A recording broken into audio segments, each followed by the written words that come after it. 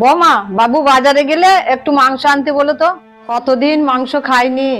বুড়ির শখ কত মাংস খাবে। কি গো, কোথায় গেলে? কখন থেকে বলছি বাজারের ব্যাগটা দাও। তোমার এত দেরি হলো কেন? দেরি কেন হচ্ছে বুঝতে পারছো না? বাড়ির কাজ তো সব আমাকেই করতে হয়, কেউ কি আমাকে সাহায্য করে নাকি? এটা তুমি কি বলছো? মায়ের বয়স হয়েছে, কাজ করতে পারে না বলে কি তুমি এইভাবে বলবে? আর কি বলবো, আমার তো সারাদিন কাজই ফুরায়। যাই হোক, বাজার থেকে আমার জন্য ফুচকা এনো কিন্তু। আর মায়ের জন্য কিছু আনতে হবে নাকি? না, মায়ের কিছু লাগবে না, লাগলে তো আমাকে বলতো। কিন্তু মা যে বললো মাংস আনতে। অনিতা, এ নাও বাজারে ব্যাগ, আর এতে খাসির মাংস আছে। কি ব্যাপার, মাংস আনলে? এত দামি মাংস আনতে গেলে কেন? আরে ভাবলাম অনেকদিন খাসির মাংস খাইনি, তাই একটু নিয়ে আসলাম। ভালো করে রান্না করো, রাতে জমিয়ে খাওয়া হবে। আর আমার ফুচকা কই?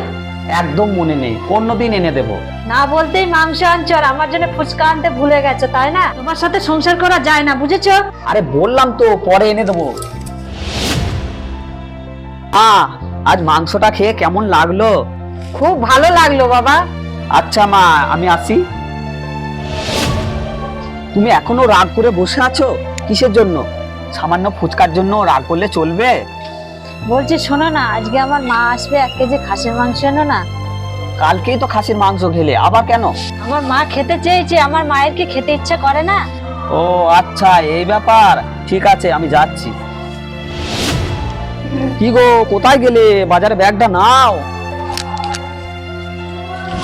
দেখি, মাংস না নিয়ে এসে মাছ? বাজারে খাসির মাংস পাইনি, তাই মাছ নিয়ে এসেছি। আমার মায়ের বেলায় বাজারে মাংস খুঁজে পাওনি, আর নিজের মায়ের বেলায় ঠিক নিয়ে চলে আসো। আমি তো এটাই চাইছিলাম যে তুমি এই কথাটা বলো। আর তুমি যে কতটা শয়তান মেয়ে তা আমি আগেই বুঝতে পেরেছি। আমার মা সেদিন মাংস খেতে চাইলো, আর তুমি সেটা গোপন করলে। কাল থেকে না শুনতে পেলে আমি তো জানতেই পারতাম না। ও, নিজের মায়ের বেলায় তাড়াতাড়ি করে মাংস আনতে বললে, আর আমার মায়ের বেলায় কিছুই না। তুমি আমার মায়ের সাথে যেমন করবে আমি ঠিক তেমনটাই করব। বুঝতে পেরেছো এবার?